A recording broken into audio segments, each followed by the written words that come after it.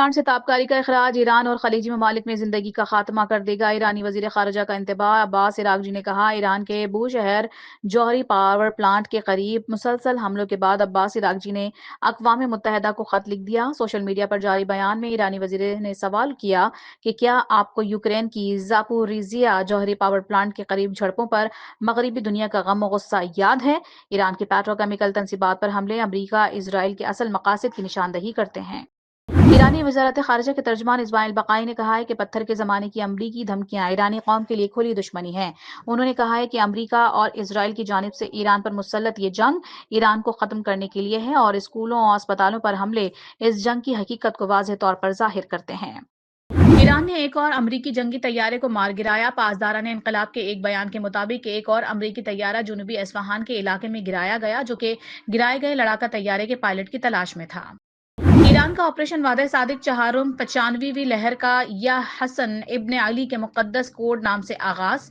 اسرائیل اور خطے میں امریکی اہداف پر میزائل داغ دیے۔ جنوبی وسطی اور شمالی مقبوضہ علاقوں میں صنعتی علاقوں اور فوجی مراکز پر بیلسٹک میزائلوں اور ڈرون سے حملے۔ تل ابیب، بنی براق، حیفا سمیت کئی شہروں میں تباہی مچا دی۔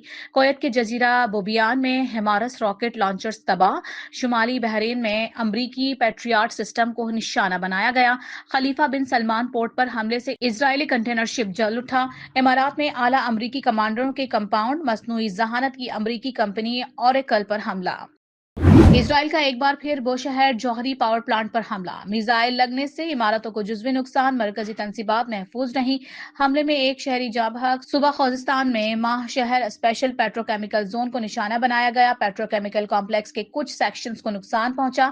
صوبہ ہرمزگان میں بندر خمیر سیمنٹ فیکٹری پر بھی حملہ کیا گیا۔ امریکہ نے ایران کا شاہ کار اسپورٹس اسٹیڈیم بھی تباہ کر دیا۔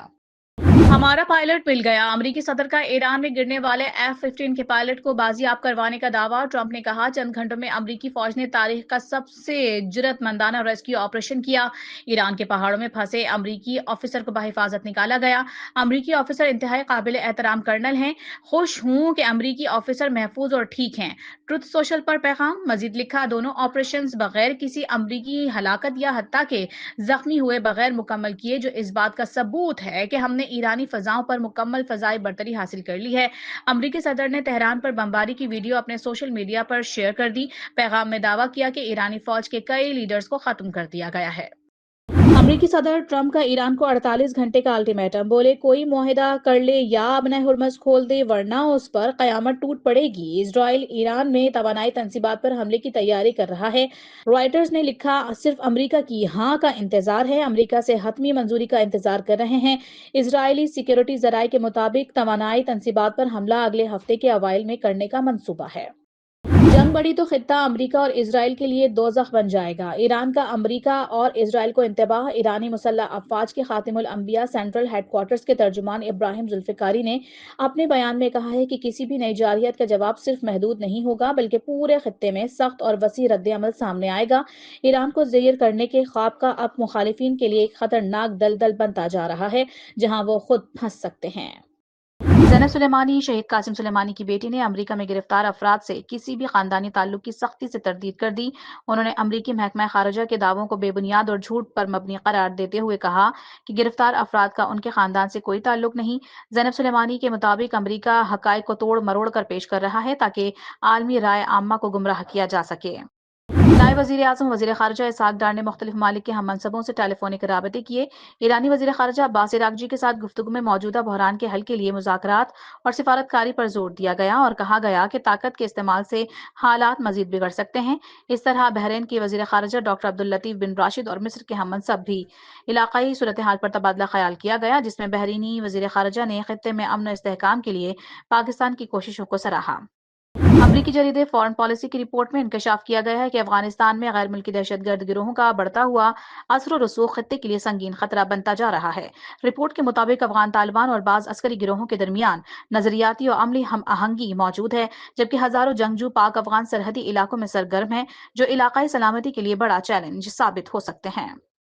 चेयरमैन मोहसिन नकवी का कहना है कि वो वक्त दूर नहीं जब पीएसएल दुनिया की नंबर 1 लीग बनेगी। उनकी जेर सदारत पीसीबी के बोर्ड ऑफ गवर्नर्स का अहम इजलास हुआ, जिसमें माली साल 2024 और 25 के ऑडिट शुदा मालियाती स्टेटमेंट्स की मंजूरी दी गई, जबकि आईसीसी एंटी करप्शन कोड के मुताबिक प्रोसीजरल रूल्स भी मंजूर किए गए। मोहसिन नकवी ने कहा कि पीएसएल अब सरमायाकारी के लिए एक बेहतरीन और पुरकशिश प्लेटफॉर्म बन चुकी है।